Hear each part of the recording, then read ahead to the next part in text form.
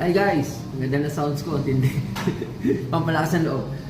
May kakabit sa aking aparato ngayon, OTAI, Continuous Glucose Monitoring System. May kakabit sa braso ko para ma-monitor ko via phone ang aking blood sugar. So, paano ba ikabit to? Una, kailangan mo linisin yung surface. After mo linisin yung surface, nakasabi naman dito, linis surface, tapos kukunin yung pangkabit, which is nakakabit ngayon, tatanggalin yung cap. After mo tanggalin yung cap, ire-ready mo at ididikit sa akin. Tingnan natin. Teka lang. 1, 2, 3. Dito, okay na. Oo, okay na. Ayan. At, Okay tayo. Sorry. yan. Ito siya. Okay naman pala. Hindi naman siya ganun kasakit. At ngayon, kakabit yung accessories na kailangan. Ito na yun, ikabit na. So, maraming salamat.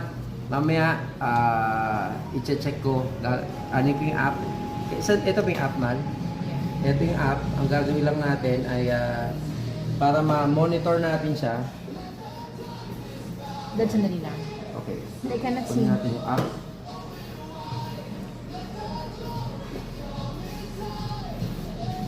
Yan. So, da-download niya yung app ngayon.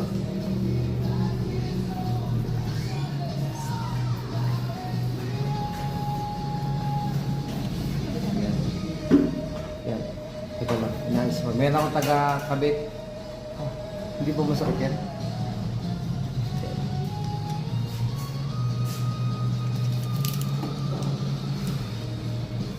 Okay naman. Yan. Ito na po, nakakabit na. Ngayon, for 15 days, mamamonitor ko yung blood sugar ko via cellphone. So, pwedeng waterproof naman siya. Pwede siyang mabasa. No? So, salamat sa aking nurse. Sa aking napakagandang nurse na. So, magandang hapon po sa lahat.